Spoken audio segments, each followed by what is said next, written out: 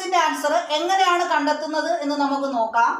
225 divided by 169 the whole raised to minus 1/2 minus 25 by 9 the whole raised to minus 1/2. അപ്പൊ ഏതൊരു ഫ്രാക്ഷനും നമ്മൾ reciprocal എടുത്തു കഴിഞ്ഞാൽ അതിന്റെ പവറിന്റെ സൈൻ എന്ത് ചെയ്യും? ചേഞ്ച് ചെയ്യും.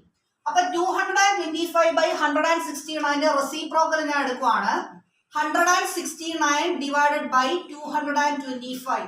അപ്പൊ അതിന്റെ പവറിന്റെ സൈൻ ചേഞ്ച് ചെയ്ത് പോസിറ്റീവ് 1/2 ആവും. മൈനസ് അതുപോലെ ഇവിടെ 25 by 9 റെസിപ്രോക്കൽ 9/25 ആണ്. അതിന്റെ പവർ എന്തായിട്ട് മാറും? പ്ലസ് 1/2 ആയിട്ട് മാറും. ഇനി ഏതൊരു സംഖ്യയുടെയും പവർ 1/2 ആണെങ്കിൽ നമുക്ക് അതിനെ റൂട്ട് ആയിട്ട് എഴുതാം. അതായത് a റൈസ് ടു 1/2 നമുക്ക് റൂട്ട് a എന്ന് എഴുതാം.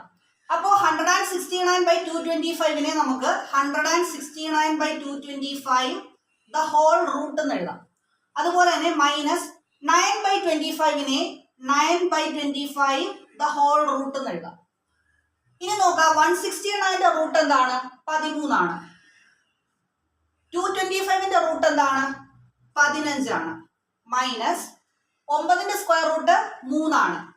25 സ്ക്വയർ റൂട്ട് 5 ആണ്. ഈ രണ്ട് ഫ്രാക്ഷന്റെയും ഡിനോമിനേറ്റർ ഞാൻ തുല്യമാക്കാൻ പോവാണ്. അതിനായിട്ട് ഈ 5ന്റെ കൂടെ 3 മൾട്ടിപ്ലൈ ചെയ്യുന്നു. അപ്പോൾ ഡിനോമിനേറ്ററിൽ 3 മൾട്ടിപ്ലൈ ചെയ്താൽ ന്യൂമറേറ്ററിൽ 3 മൾട്ടിപ്ലൈ ചെയ്യണം. അപ്പോൾ നമുക്ക് 13/15 മൈനസ് 9/15 എന്ന് കിട്ടും. എന്താണ് 13/15 മൈനസ് 9/15? 4/15. അപ്പൊ നമ്മുടെ ഫൈനൽ ആൻസർ 4/15 ആണ്.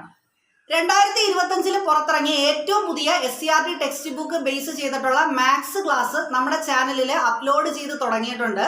ലെങ്തി വീഡിയോസ് ആണ്. അപ്പോൾ എല്ലാവരും വീഡിയോ കാണുക, സപ്പോർട്ട് ചെയ്യുക, ചാനൽ സബ്സ്ക്രൈബ് ചെയ്യുക. താങ്ക്